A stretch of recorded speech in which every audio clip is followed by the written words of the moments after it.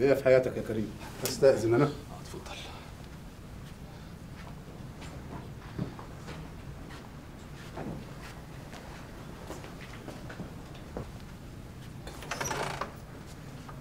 شد حيلك. شكرا. بيه في حياتك. شكرا. بيه في حياتك. شكرا. شكرا. شكرا. خد بالك من نفسك كريم، لو احتجت حاجة كلمني. شكرا حضرتك اكيد. شكرا. شكرا.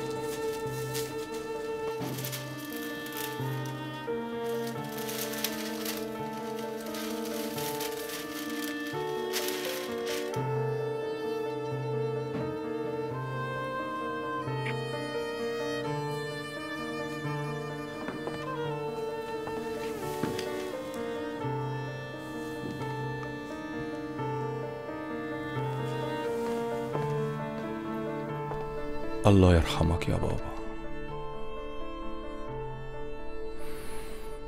كل واحد مننا عنده شوية صور في بيته محطوط عليها شريط اسود زي دول. الصور دي لناس كانت في يوم موجودة بينا بجد، عايشة معانا، كانت بتتحرك، كانت بتحلم، كانت بتاكل وتشرب وتنام وتقوم زينا بالظبط. البيت ده كان مليان حياة. يلا يا شوقي الفطار جاهز. حاضر يا سلوى، هي الدنيا هتطير، ثم انا العيال لسه ما صحيوش. انا صحيت اهو يا ماما. وفين كريم؟ يا كريم يا كريم. كريم انت صاحي يا حبيبي؟ مش عارفه ادخل مريم. طب تعالى وانا اساعدك.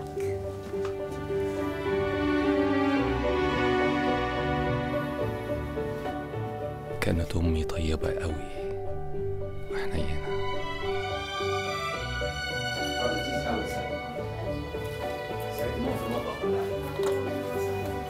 الله الله الله، ايه ده بقى؟ انتوا نسيتوني ولا ايه؟ تعالى اقعد جنبي يا جدع. حاضر يا حبيبي. الفطار ما يحلاش الا بيك انت يا بابا، اتفضل. شكرا يا ربنا يخليك ليا. جدي كمان كان راجل طيب قوي، كان البركة بتاعت البيت.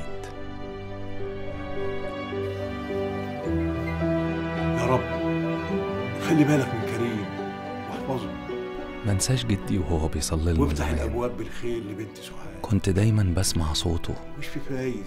واشوفه من ورا الباب وهو بيصلي لنا. صلاته كانت بتطمني، احفظ وكنت الكل. بحس انه وازن البيت معاه. بصلاته.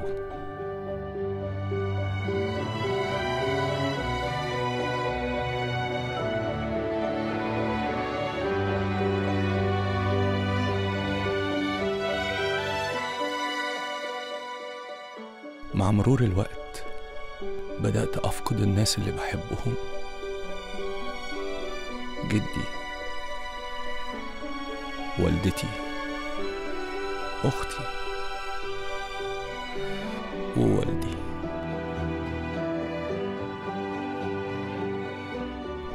ومع مرور الوقت أدركت إن الحياة عبارة عن شوية صور شايلة جواها ذكريات راحت.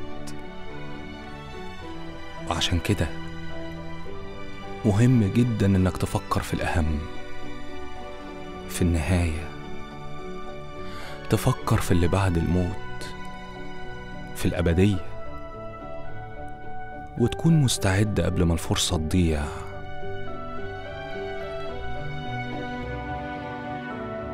وتكون مجرد صورة وسط شوية صور.